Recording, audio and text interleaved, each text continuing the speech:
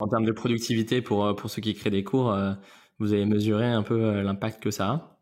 Non, mais l'impact, c'est exceptionnel. Le côté peur de la page blanche qu'on essayait, qu'on réglait avant avec des templates, bon, on l'adressait déjà. Ce problème n'existe plus. C'est ce que je te disais tout à l'heure. L'AI, ça permet, au lieu d'utiliser de l'UX pour améliorer une expérience, il n'y a même plus besoin de cette expérience-là. Parce que ton expert métier, il a déjà fait une presse sur un PowerPoint avant à des gens, où il a déjà documenté sa connaissance quelque part, la plupart du temps. Donc, il importe son document. Et là, tu as 90% du boulot qui est fait parce que notre algo, c'est pas juste un truc de résumé ou comme tu pourrais avoir en discutant avec ChatGPT. Ça te structure vraiment le contenu comme devrait être structurée une formation. Tu lui donnes un PDF de 40 pages, ça te fait une formation. Hello à tous, bienvenue sur Mozzabytes. Mozzabytes, c'est un média qui va à la rencontre de ceux qui créent de nouveaux produits incroyables avec la générative AI. On vous partage nos découvertes à travers ce podcast, mais aussi une newsletter envoyée par email chaque semaine avec les actus les plus importantes. Derrière Mozzabytes, il y a notre product studio Mozza, qui accompagne les entreprises dans la création de nouveaux produits tech. Qu'il s'agisse d'entrepreneurs au tout début de leur aventure ou de boîtes déjà bien avancées comme Airbnb, Aircall, Sorar, Blablacar ou Pennylane, on intervient sur toute la chaîne de valeur, stratégie produit, design, développement et identité de marque. Avec l'arrivée de l'IA générative, on pense qu'on est aujourd'hui à un grand tournant. Et notre rôle chez Mozza, c'est d'aider les entreprises à se saisir de cette opportunité unique en intégrant cette nouvelle technologie au cœur de leur stratégie. Si ça vous intéresse, écrivez-nous. Cette semaine, on reçoit Pauline Ferret, VP Product chez 360 Learning. 360 est une plateforme qui permet à toute entreprise de créer des formations personnalisées pour former leurs équipes ou leurs clients. Ils ont levé 200 millions de dollars fin 2021 avec un objectif, leverager l'IA pour proposer les meilleurs cours du marché et repenser l'apprentissage dans le monde de l'entreprise. Cet épisode est absolument incroyable pour tous les CPO et Product Managers qui veulent intégrer l'IA dans leurs produits. On y aborde plein de sujets passionnants. Comment construire une team de rockstar en product orienté IA? Comment l'IA rend la création de cours hyper simple pour les clients? Comment l'IA détruit les problèmes quand l'UX tente de les solutionner? Et enfin, bien sûr, le challenge d'instaurer de la confiance dans l'IA quand on travaille en B2B. Comment éviter de perdre des clients avec des fonctionnalités magiques qu'ils ne comprennent pas? Et comment, bien sûr, s'assurer qu'ils restent honneurs de leur data? Bonne écoute! Bonjour à tous, je suis avec Pauline Ferret, qui est VP Product chez 360 Learning. D'ailleurs, 360 Learning, qu'est-ce que vous dites en interne? C'est 360, 336? Ouais, alors il y a plusieurs styles. Ça dépend de qui tu es. Ça dépend de ton style personnel. Les Français, ils disent 360. Les Américains et les anglophones, on va dire, de nos équipes, ils disent plutôt 360. Ok. Et après, 3-6, je sais pas, c'est un peu plus strict. Il y a des gens qui le disent aussi. Ok, ça marche. Du coup, Pauline, t'as rejoint cette scale-up dans l'éducation il y a 6 ans maintenant. Tu vas nous partager ton parcours, ton rôle dans cette équipe, comment vous avez intégré là ces derniers mois la generative AI dans votre produit. Ça se voit que c'est un sujet hyper stratégique pour vous et vous êtes plutôt en avance par rapport au reste de l'industrie sur ces questions. Donc évidemment beaucoup de questions que j'ai envie de te poser à ce sujet. Avant qu'on se lance sur tout ça, je pense qu'on a tous vécu, en tout cas tous ceux qui bossent dans la tech, mais probablement aussi plus largement, en ce début d'année, un peu un aha moment en mode ok, je réalise que en fait l'IA c'est pas quelque chose de fictif, c'est quelque chose qui va arriver dans notre société et dans nos vies beaucoup plus rapidement que ce que je le pensais. Est-ce que tu te souviens toi de cette première interaction? Sur la generative AI spécifiquement, bon bah tout est arrivé très vite il y a un peu moins d'un an là. Donc avec ChatGPT, donc tout le monde s'est mis à tester. Moi j'ai testé, j'ai trouvé ça super. Peut-être un moment qui m'a marqué, maintenant que tu me poses la Mhm. question, c'est repas de Noël. Donc Yes. juste après, voilà, un mois ou deux après qu'on ait commencé à vraiment que ça ait commencé à faire le buzz. Et je montre ça à des gens du coup autour de la table qui n'avaient jamais, qui n'étaient pas au courant Ouais. du cataclysme qui nous arrivait dessus. Ouais. Et je montre notamment ça à ma petite sœur qui fait des études de philo, de sociaux, etc. Et du coup, elle m'a dit, bah t'as qu'à poser une question à ChatGPT, t'as qu'à lui demander quelle était la condition dans laquelle vivaient les femmes au XVe siècle. Et en fait, là, il nous a sorti une disserte sur un sujet elle connaissait Ouais. bien, avec thèse, antithèse, synthèse. Et elle a dit, ah ouais, c'est à peu près ce que j'aurais mis dans ma disserte. Et donc là, voilà, là, je me suis dit, ah oui, je m'en rendais pas compte que ça pouvait, voilà, avoir des réponses d'aussi bonne qualité Ouais. que quelqu'un qui bosse là-dessus pendant des semaines et des semaines. Et ouais. Voilà, je pense que ça, c'est un moment qui m'a marqué. Je vois très bien, effectivement, quand tu fais découvrir ChatGPT à quelqu'un qui l'a jamais touché, il se passe un truc. En général, soit la personne est ultra flippée, soit elle est absolument fascinée. Souvent un peu les deux d'ailleurs, mais ça laisse pas indifférent. Ouais. Bah, juste après, du coup, donc la vague ChatGPT se répand autour de la table. Et là, j'ai un de mes oncles qui se met à le tester, mais sur du foot, sur le football. Mhm. Et là, alors je sais plus exactement quelle anecdote, mais il pose une question, genre, qui a gagné la Coupe du Monde en telle année. Mhm. C'était l'année où on s'est fait éliminer là,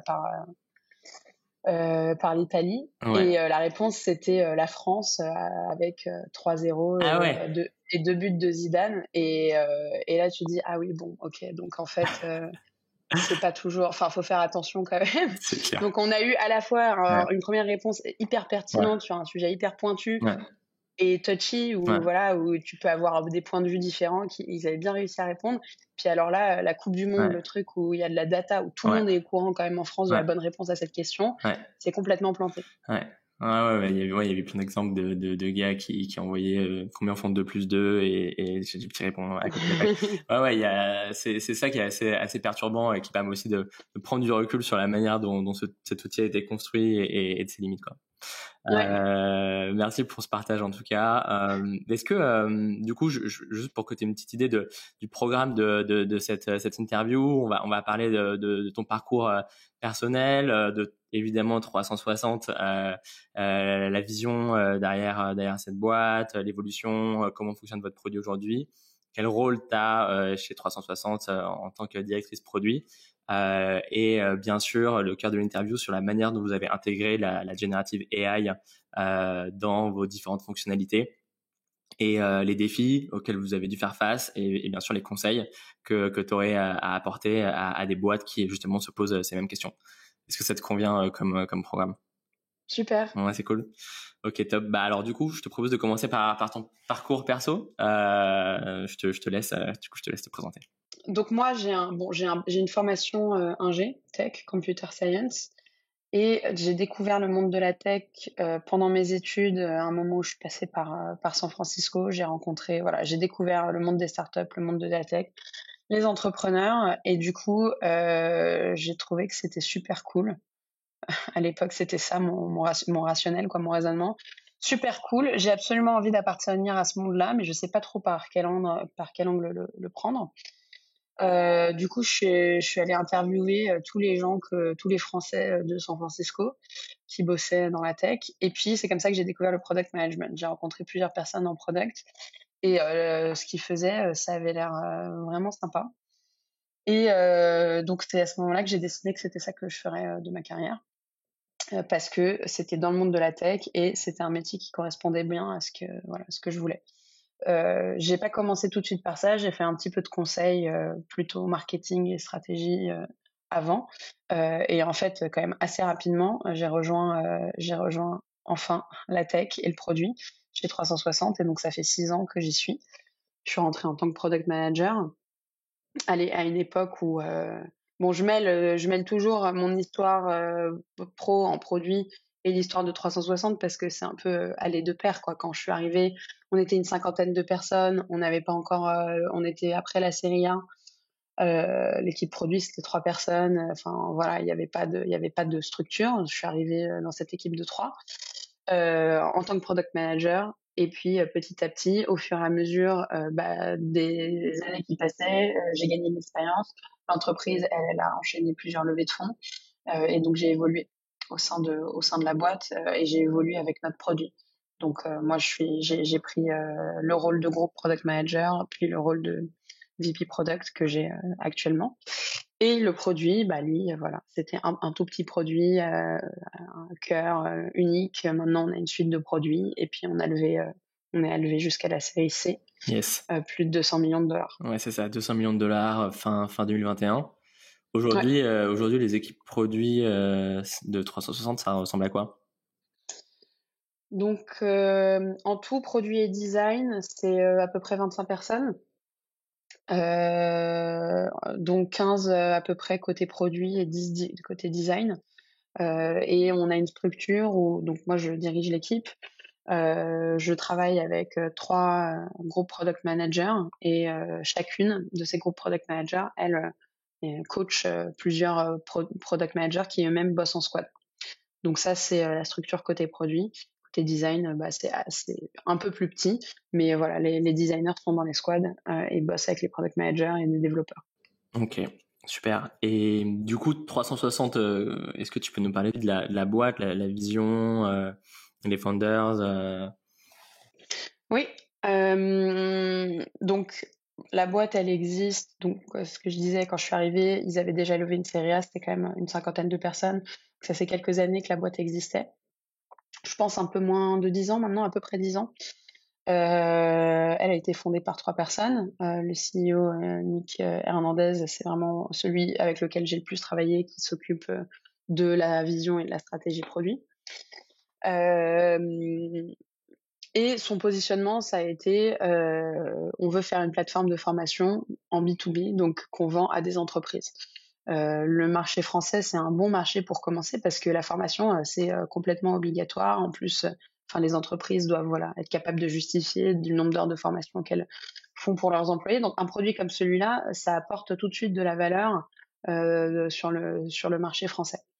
Donc, ça a connu beaucoup de succès à l'époque où ils ont voilà, lancé le produit vers 2013-2015, parce que ça disruptait les autres produits qu'il y avait sur le marché par son aspect collaboratif.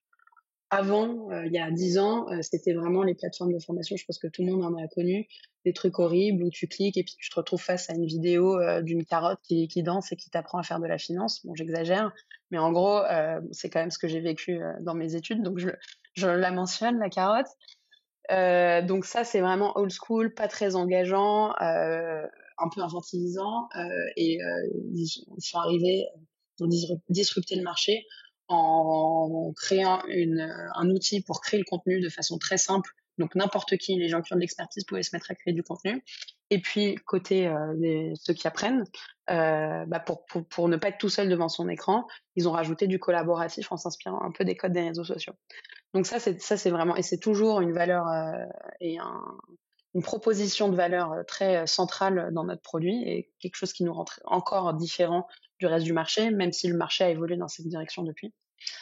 Aujourd'hui, on s'oriente de plus en plus vers, on se pose beaucoup la question de c'est quoi le deuxième album de 360 Learning et bon, il y a plusieurs éléments, mais un des éléments, c'est l'implémentation de l'intelligence artificielle à tous les niveaux d'une plateforme comme celle-là où tu as plein de personas. Donc, tu as des gens qui viennent se former, tu as des gens qui créent du contenu, qui sont des experts métiers, et tu as les équipes formation qui doivent administrer tout ça et faire du reporting.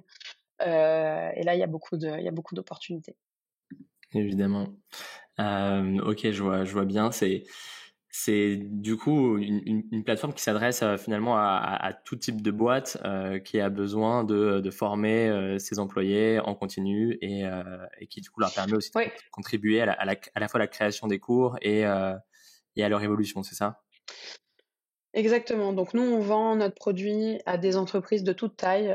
Ça va vraiment du groupe du CAC 40 à des PME, voilà, et puis tout ce qu'il y a entre les deux. Les cas d'usage principaux, c'est soit bah, je suis donc une entreprise et je veux former mes employés, soit je suis une entreprise dont le cœur de métier c'est la formation et je vais utiliser la plateforme 360 Learning pour former des gens qui peuvent être mes clients ou mes partenaires ou euh, ou des étudiants. On a aussi voilà des universités, des écoles qui font une partie de leurs cours ou la totalité de leurs cours sur 360. Et on est sur plusieurs marchés maintenant. Donc, je disais tout à l'heure, on a commencé sur le marché français, mais maintenant, notre marché qui est en plus forte croissance et avec un très fort potentiel, c'est le marché américain. Là-bas, il y a aussi beaucoup d'intérêt pour la formation parce qu'ils ont aussi plein de formations réglementaires et obligatoires. Et puis parce que ça apporte de la valeur. Hein. Je disais tout à l'heure, c'est réglementaire, mais c'est nos clients, ils n'utilisent pas la plateforme que pour ça. Ils utilisent ça parce que être capable de transmettre facilement les connaissances de ceux qui ont l'expertise aux autres, ça te donne un avantage compétitif. Donc aux États-Unis, marché allemand, marché anglais, et puis après on est présent aussi de façon plus anecdotique sur d'autres marchés. Ok. Et donc en fait, forcément, c'est un produit qui repose énormément sur le contenu, la qualité du contenu et le fait de faciliter des experts à créer ce contenu apprenant-là. Du coup, effectivement, j'imagine que avec ce qui s'est passé en GenAI, assez vite, ça c'est devenu une opportunité importante pour vous et c'est devenu indispensable de l'intégrer dans la roadmap. Comment vous avez géré ça tu te souviens de tes premières conversations sur le sujet avec Nicolas Hernandez probablement c'était quoi les premières étapes à quelle période et comment vous y êtes pris pour en faire en fait un des axes stratégiques majeurs de la boîte aujourd'hui? Mmh. Donc l'outil auteur sur notre produit, c'est une partie hyper intéressante du produit parce que elle adresse pas mal de personas en même temps. Il y a le persona, voilà, je suis un expert métier, mais je suis pas du tout expert des outils de création de formation. En revanche, j'ai de la connaissance, donc il faut que l'outil il soit suffisamment simple et suffisamment straightforward pour que la personne elle puisse créer une petite formation ou une longue formation sans qu'il y ait de friction, parce que sinon elle va pas aller au bout. Elle a autre chose à faire, c'est quelqu'un qui a un métier. D'un autre côté, il y a les gens qui travaillent dans l'équipe formation. Eux, c'est leur métier de créer du contenu et ils ont besoin d'un outil très puissant parce qu'ils ont un très très haut niveau d'attente, de qualité et des standards. Puis en plus de ça, tu as les gens qui jouent les formations. Donc il y a un peu ces trois parties-là et il faut qu'on arrive à faire un produit qui marche pour toutes ces personnes-là. Donc à la fois très simple, intuitif et avec une UX qui te permet d'aller au bout de ton expérience, mais en même temps avec une potentialité et avec une puissance qui va venir répondre aux besoins de gens qui sont plus power users. Donc ça, c'est l'état des lieux. Nous, quand on a fait notre dernière levée, la série C, il y a en 2021, un des investissements qui a découlé de cette levée, c'est l'intelligence artificielle. Donc ça fait déjà quelques temps qu'on investit dedans, on avait communiqué là-dessus, on avait dit on lève des fonds pour atteindre tel et tel objectif, et notamment pour transitionner vers une plateforme beaucoup plus drivée par l'IA. Donc, on a recruté toute une équipe. Vous saviez déjà à l'époque, vous pressentiez déjà la vague en cours? On sentait que l'IA, ça allait avoir un impact fort dans dans notre marché. Je pense que je sais pas si à l'époque j'avais une opinion sur genre l'IA va disrupter tous les marchés, tous les produits, ce qui est un peu le cas aujourd'hui. Je pense pas. En revanche, nous, notre marché, le marché du contenu, c'est sûr qu'on voyait déjà des opportunités à l'époque qui étaient peu adressées d'ailleurs par la plupart des autres acteurs du marché de notre taille. Tu as toujours des acteurs plus petits, hyper innovants, qui font des choses à leur échelle qui sont très intéressantes. Yes. Mais du coup, il leur manque tout le reste de la complexité du produit qui n'est pas centré sur l'IA. Puis tu as le reste du marché qui a déjà un produit qui marche sans IA et qui essaie de réfléchir à comment aller dans ce sens-là. Donc nous, on savait que sur la partie création de contenu, c'était un des endroits où on voyait le plus fort potentiel. On a recruté toute une équipe. Product manager spécialisé en IA, machine learning, data engineer, plein de nouveaux rôles qu'on n'avait pas.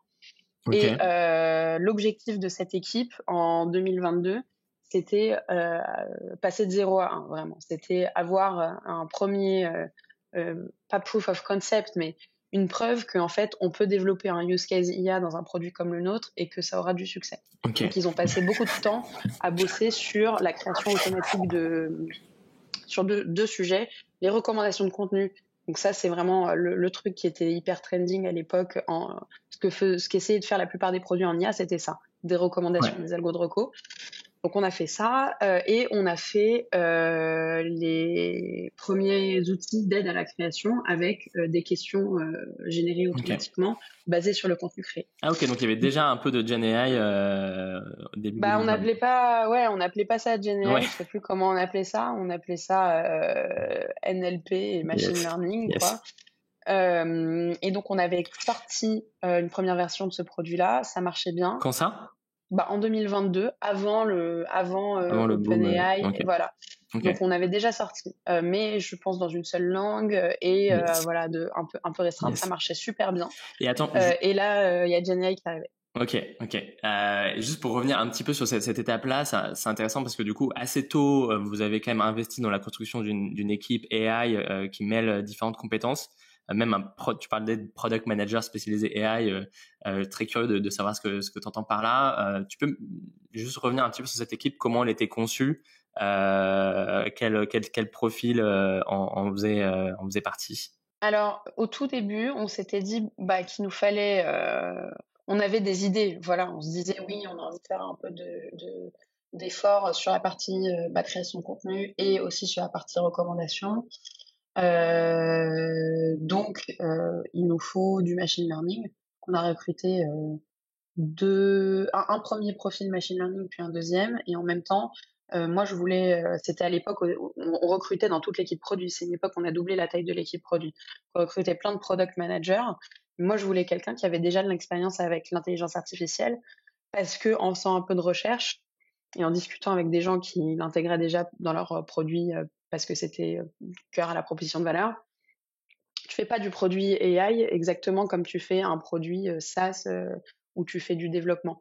C'est grosso modo les mêmes idées, mais tu vas avoir beaucoup plus de recherche, d'itération, d'inconnus, surtout la partie recherche pour trouver le bon algo, pour trouver la bonne formule et améliorer des taux, quoi, des KPI, des résultats de performance que tu regardes beaucoup moins en produit classique.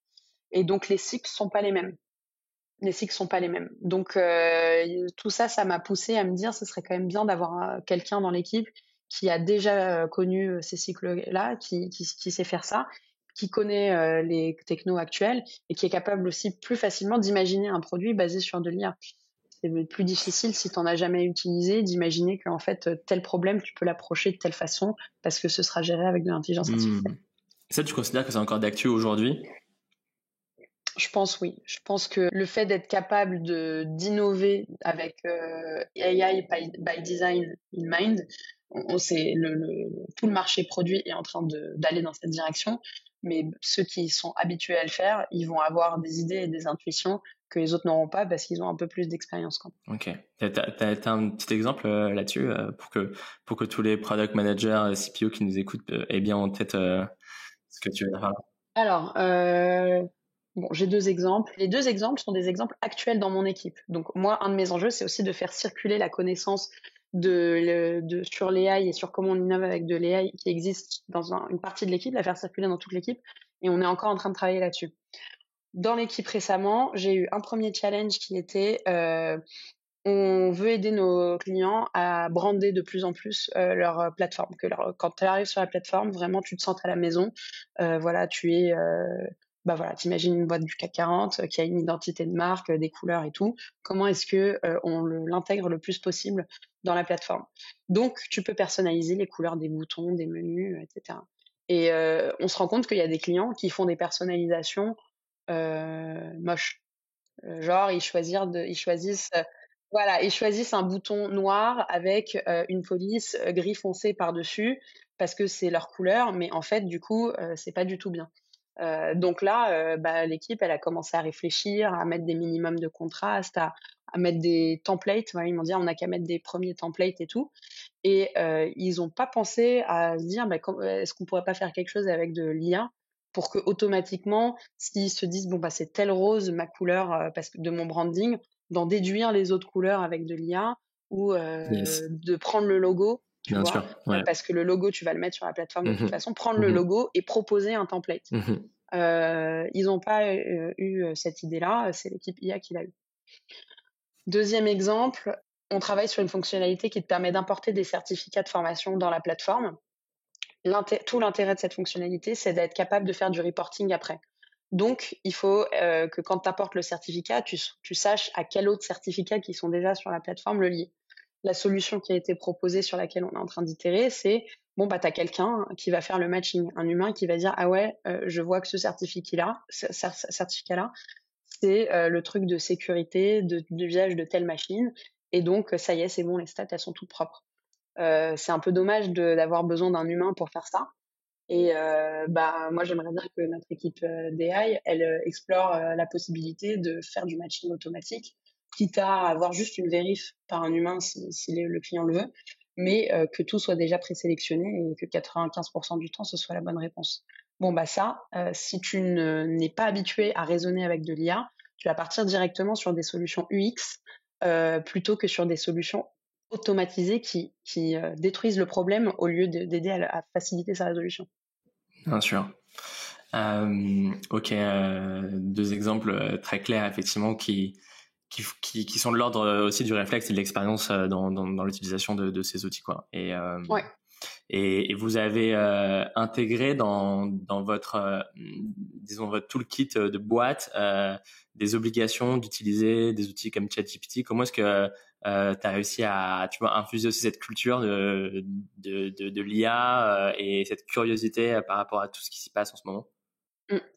Bah, l'objectif de 2022 que j'avais donné à l'équipe IA, c'était vous devez montrer que on peut faire un projet d'IA successful chez 360 Learning.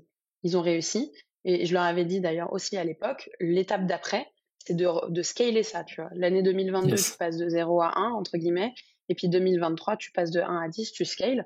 Et donc, c'est répandre la culture AI dans le reste des équipes produits et aussi acculturer l'entreprise à l'AI.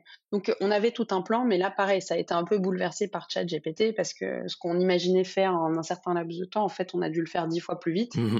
Et il y a certains efforts qu'on a moins eu à faire. Par exemple, expliquer à nos commerciaux pourquoi l'AI c'est important ou laisser pour les convaincre. Bon bah ça y est, il n'y a plus besoin, ils ont compris. En revanche, il faut qu'on leur explique à eux comment l'expliquer à leurs clients. Donc il faut qu'eux ils aient un socle de base de connaissance et de compréhension. Et ensuite, il faut qu'ils soient capables de comprendre l'angle avec lequel on approche le sujet pour pouvoir, eux, faire de l'évangélisation auprès de nos clients qui sont pas des entreprises tech et du coup qui n'ont pas forcément le même niveau de culture AI.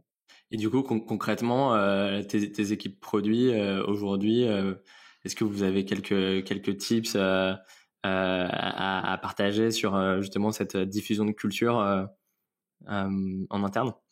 J'ai deux types de tips. J'ai la partie un peu bottom-up qu'on a fait.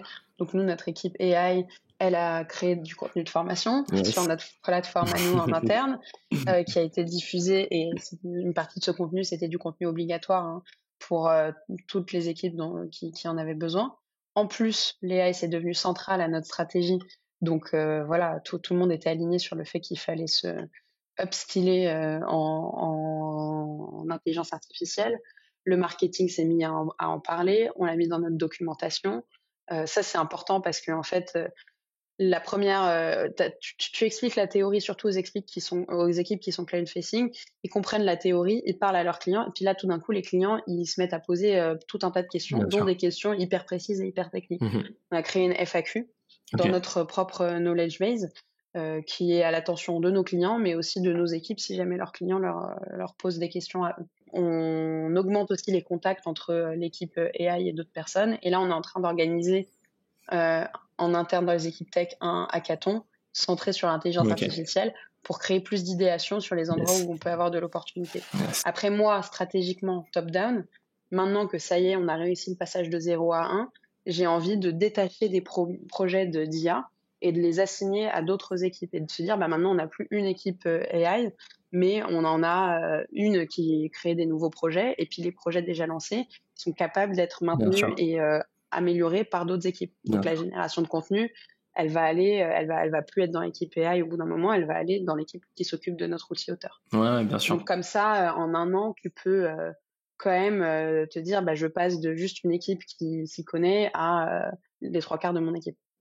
Make sense. Et on peut complètement imaginer à terme que l'IA, en fait, ce soit quelque chose de totalement transversal à l'organisation et qu'en fait, chaque fonctionnalité que tu imagines, l'IA est un outil que tu peux exploiter pour répondre à ces enjeux, quoi. Donc, Ouais. très clair. Et je te poserai d'autres questions sur l'équipe parce que je pense qu'il y a plein de boîtes aujourd'hui qui se disent, OK, c'est quoi l'équipe type pour commencer à intégrer de l'IA dans ma boîte?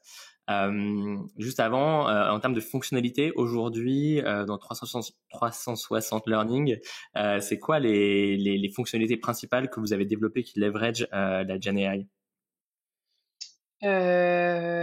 Donc la toute première, c'était l'algo de recommandation sur ton activité passée sur la plateforme. Ensuite, on s'est beaucoup focalisé en Gen AI, donc en plus des questions. Donc les questions, j'ai dit on les avait avant, mais en fait, on a tout remplacé, toute la tech qu'il y avait derrière, on l'a complètement remplacé par une techno OpenAI. Et donc tout de suite, c'était dispo dans 10 fois plus de langues, dans 10 fois plus de formats, et le contenu généré était, la vitesse d'amélioration de la qualité du contenu, elle a été grandement accélérée. Donc les questions, pour ceux qui connaissent pas encore 360 Learning, c'est des listes de questions qui sont générées à partir d'un contenu éducatif, du coup, qui a été créé sur la plateforme, c'est ça? Ouais, en gros, un module de formation, c'est un mélange de contenu texte, de médias et de questions. Et puis, tu peux aussi avoir un quiz à la fin, mais en général, il est conseillé de mettre aussi des questions au milieu parce que Ok. c'est plus engageant. Et donc, on te dit, bon, là, tu peux rajouter une question à tel endroit basée sur tel contenu, le contenu qui est juste avant, par exemple. Et voilà toutes les questions que tu peux ajouter. Donc, nous, on a de base, sans AI, on a, je sais pas, entre 5 et 10 formats de questions différents. Mhm. Bon, petit à petit, on va être capable de générer des propositions de questions dans tous ces formats-là. Et donc, toi, tu vas pouvoir choisir, les sélectionner, les ajouter. On va te suggérer ce qu'il faut ajouter. Donc ça, c'est ce qu'on avait, on va dire, avant, mais qu'on a beaucoup amélioré grâce à GenAI. Et là, maintenant, on a énormément investi. On a un outil de création de contenu automatisé. Donc l'idée, on remplacera jamais les experts et on remplacera jamais les équipes formation, et c'est pas le but. Le but, c'est vraiment de faire que l'AI, ce soit leur compagnon, leur assistant, ce qui les aide à avoir plus d'impact et à produire plus vite et produire de la meilleure qualité. Donc, on a un outil qui te permet de créer un contenu de formation juste à partir d'un titre ou d'un document que tu importes. Et ensuite, tu peux le modifier ou tu peux l'accepter tel quel. Et dedans, tu as encore de l'AI qui te suggère d'autres améliorations, des questions, etc. Donc ça, c'est vraiment le gros bloc qu'on a sorti là cet été avec GenAI. Hyper puissant. Donc en termes de productivité pour ceux qui créent des cours, vous avez mesuré un peu l'impact que ça a? Non, mais l'impact, c'est exceptionnel. Vraiment, faut se dire, donc tu te souviens au début, je disais, on a plusieurs personas, bon, surtout côté création. Il y a le persona qui a besoin d'un outil hyper puissant parce que c'est son métier et ils ont envie là d'avoir de la super qualité et ils ont pas peur de l'outil. Et puis il y a le persona, ce qu'il cherche à apporter, c'est sa connaissance à lui, et ce persona-là, il sait pas du tout forcément utiliser un outil de formation.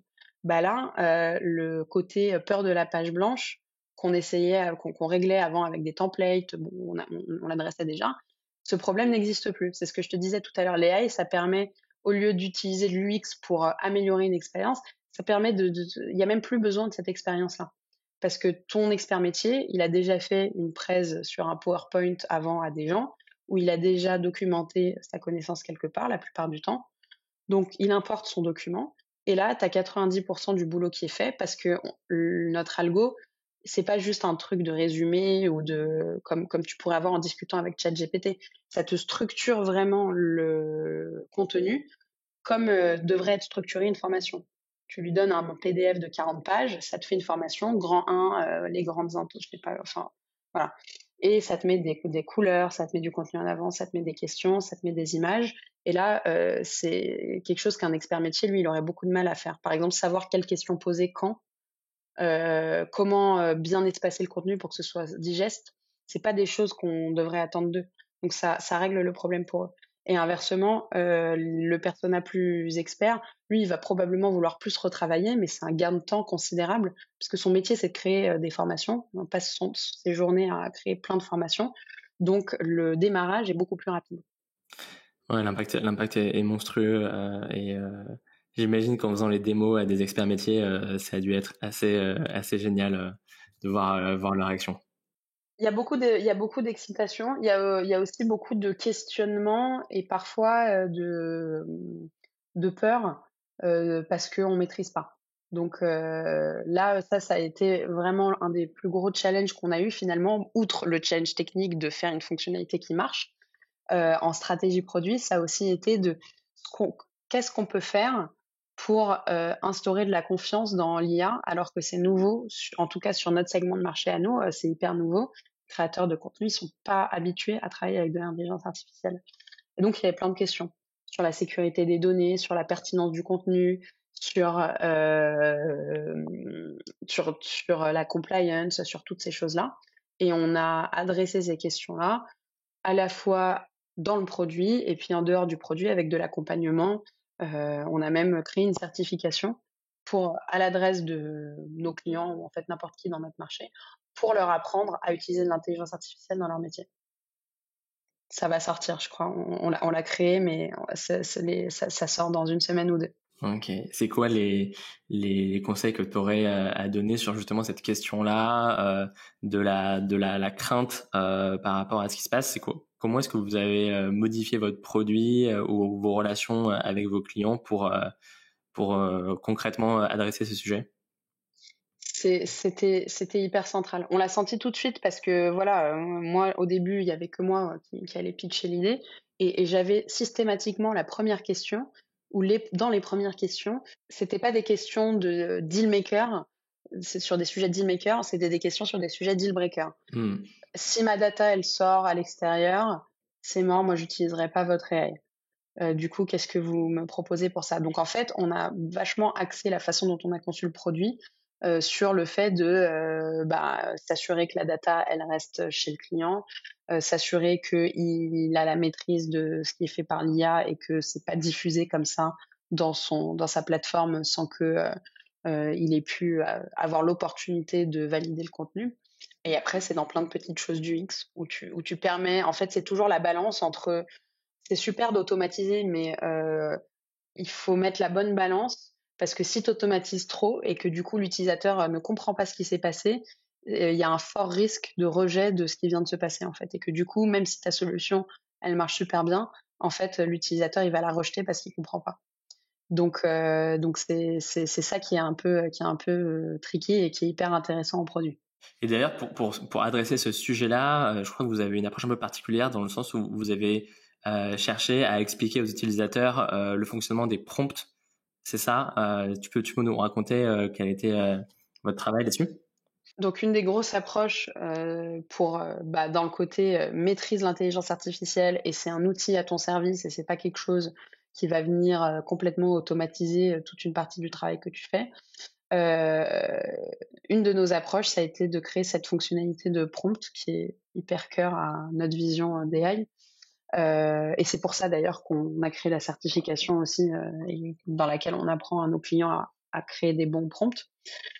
Si je suis un expert métier ou si je suis un administrateur de plateforme, quelqu'un d'une équipe formation, j'ai déjà une vision sur les objectifs que j'ai envie de donner à une formation, par exemple, ce que j'ai envie de transmettre. J'ai aussi une vision sur la stratégie pédagogique. Est-ce que je veux faire du micro-learning, c'est-à-dire des formations très courtes et très segmentées? Est-ce que je veux faire des formations certifiantes avec un quiz à la fin et puis une certification? Est-ce que je veux faire un contenu plutôt formel ou plutôt engageant et fun parce que c'est ça ma stratégie d'approche de la formation? Et quelles normes j'ai envie de respecter? Là, je parle de compliance. Donc, moi, j'ai envie que mon IA, elle respecte, par exemple, voilà, surtout pour les clients de plus grande taille, ils ont souvent des engagements sur l'écologie, sur l'égalité, l'intégration, aux États-Unis, sexual harassment, c'est un énorme sujet. Donc tout ça, c'est des choses importantes pour eux qu'en général, ils gèrent manuellement en faisant des relectures et des revues de tous les contenus avant de les diffuser. Donc en fait, c'est déjà un problème sans IA. Mais alors avec l'IA, il y a la peur de perdre le contrôle. Donc nous, ce qu'on a dit, c'est bon, bah, non seulement on va vous permettre de mettre tout ça dans des prompts, donc l'IA, vous allez la contrôler, mais en plus, ça va vous régler votre problème initial que vous aviez quand il y avait déjà des individus humains qui créaient du contenu tout seuls, parce qu'il fallait aller vérifier que ça respectait bien toutes les bonnes normes et que le contenu il était de qualité suffisante pour être sorti. Donc, les administrateurs et les créateurs de contenu, ils peuvent créer des prompts pour aider l'intelligence artificielle à comprendre comment est-ce qu'on fait de la formation dans leur entreprise, dans cette équipe-là, etc., etc. Tu veux plus de détails ou pas? Non, c'est bon, c'est bon. C'est très clair.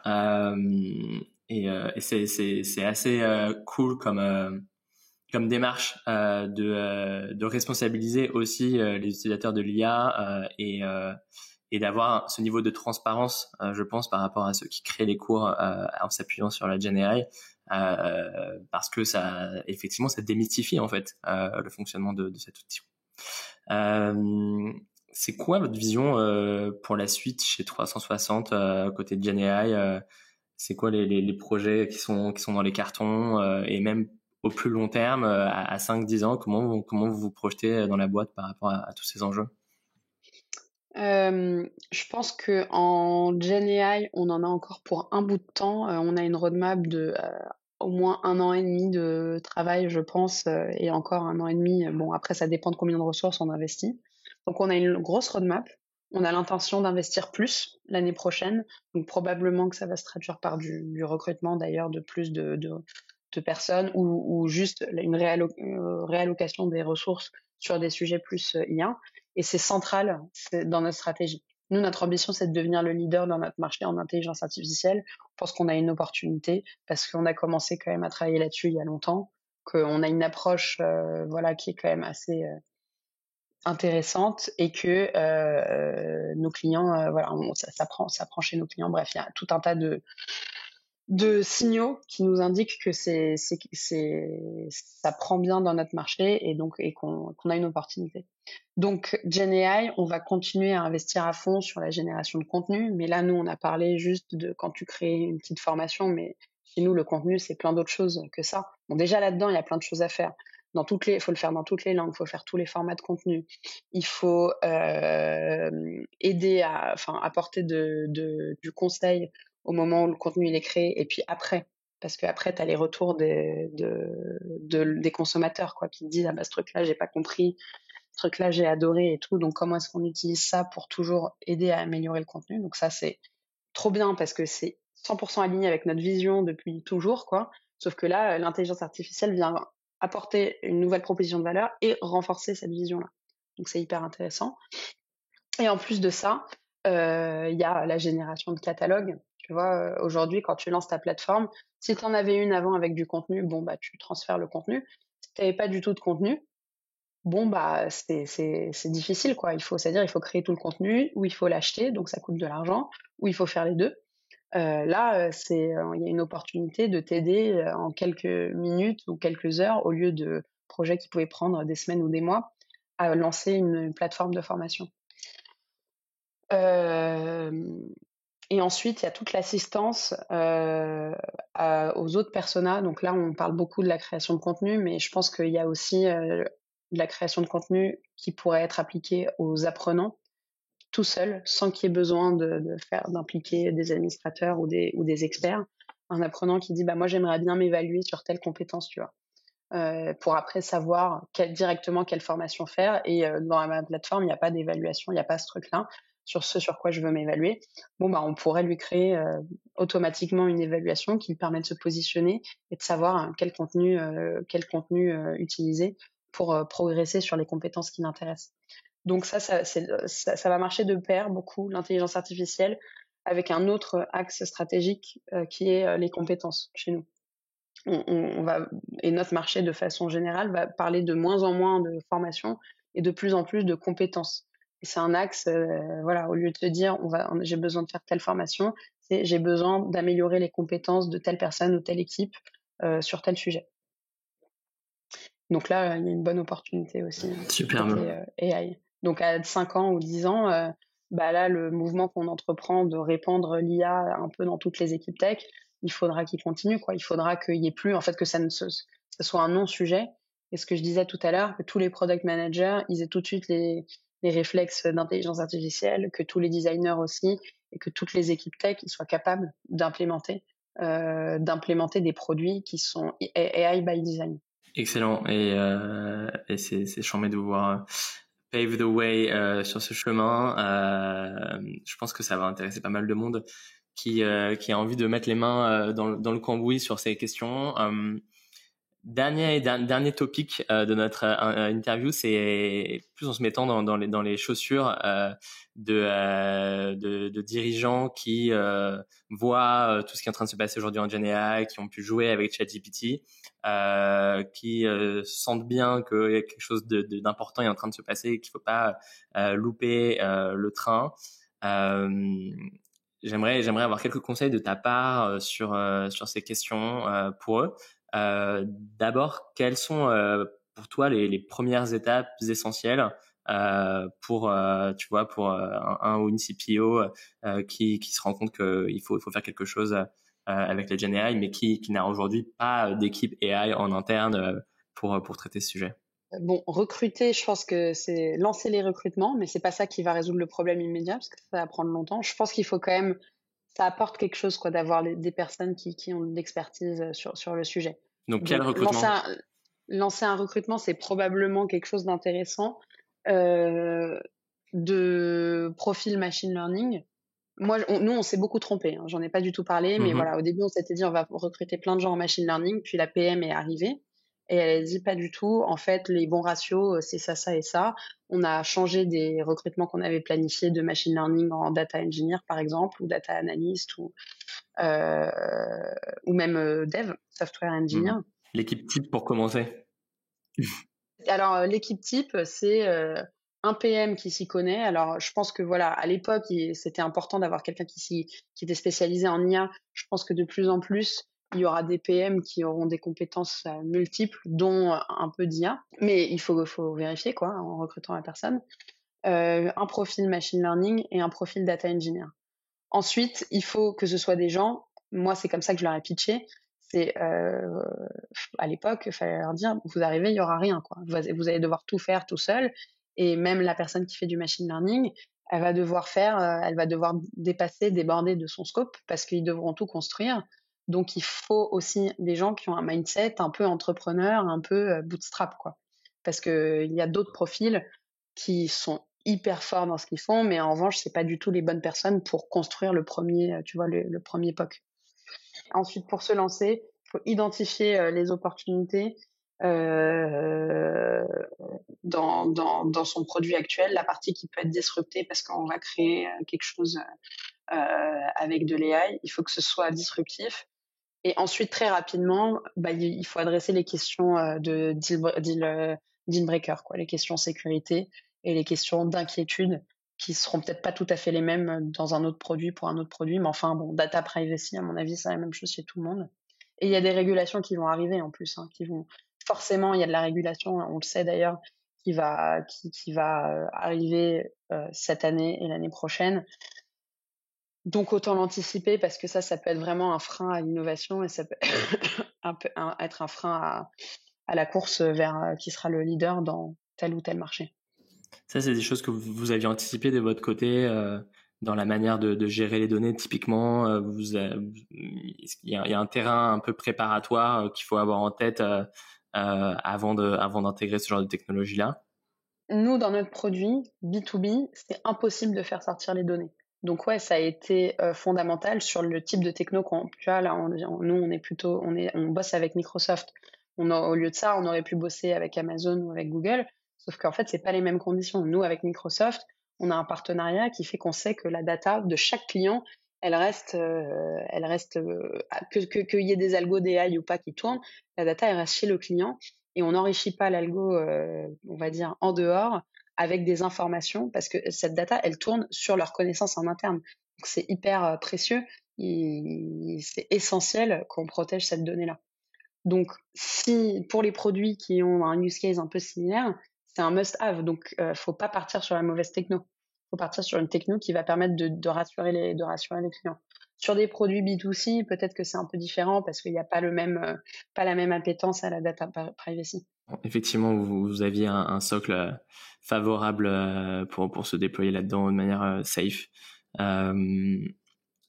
Dernière question sur les références que tu recommanderais. Aujourd'hui, on a beaucoup de product managers, de dirigeants d'équipes produits, d'entrepreneurs qui ont envie de se lancer là-dedans mais qui savent pas trop par où commencer. Est-ce que tu as des ressources clés, phares qui t'ont aidé, toi, depuis que vous vous êtes lancé là-dedans? Il y a un podcast d'un gars qui s'appelle Lex Fridman, voilà. Ça, moi, je trouve que c'est bien. Il parle de bons sujets, il a des invités de qualité souvent. C'est assez intéressant pour se tenir au courant et se créer une culture autour de l'intelligence artificielle. Et après, moi, plus pratiquement, pour faire du produit, quoi, sachant qu'on est dans un marché, nous, où l'IA, ça n'existe pas, donc c'est hyper dur, tu peux pas t'inspirer, il n'y a pas de tendance de marché, il n'y a pas d'analyste. Enfin, si tout le monde dit qu'il fait de l'IA, quoi, c'est ça la tendance de marché, donc ça n'aide pas du tout. Tu peux pas trop aller regarder les autres produits parce que il y a rien. Donc, je suis beaucoup allée regarder d'autres produits dans d'autres secteurs qui n'ont rien à voir. Mais au final, bon, la génération de contenu, heu, une fois que tu vois comment ça peut fonctionner dans d'autres types de produits, je trouve que ça m'a hyper, rapidement inspirée sur, ce qu'on pourrait faire, chez nous. Alors que potentiellement, c'était pas du tout des produits que je serais allée regarder pour m'inspirer par ailleurs de ma stratégie produit. Mais là, comme c'est vraiment des histoires de regarder comment les gens font l'application d'une techno, on peut regarder n'importe où. Il suffit d'aller regarder les meilleurs, quoi, ce qu'ils font. T'as regardé qui? Les, euh, des, pff, mais j'ai regardé plein de boîtes. J'ai regardé alors beaucoup de SaaS, mais dans tous les domaines, dans le domaine du service client, donc des choses qui n'ont absolument rien à voir, les centres d'appel et tout. J'ai regardé quoi d'autre? J'ai regardé, bon, c'est plus proche de nous, mais tout ce que faisaient des produits comme Notion ou des équivalents qui font de la création de contenu, mais pas du tout dans le même objectif que nous. Il y a plein d'outils sur le marketing qui se lancent, marketing avec de l'IA, analyse compétitive. Donc tout ça, c'est des produits qui se lancent ou qui existaient déjà et qui s'enrichissent avec de l'IA. C'est pas du tout directement lié à notre marché, mais quand tu regardes comment ils appliquent leur techno et vraiment l'UX aussi des produits qu'ils créent, je trouve que ça peut vachement inspirer, en tout cas nous, dans le marché de la formation, des plateformes de formation, ça nous a beaucoup, beaucoup inspiré. Ok.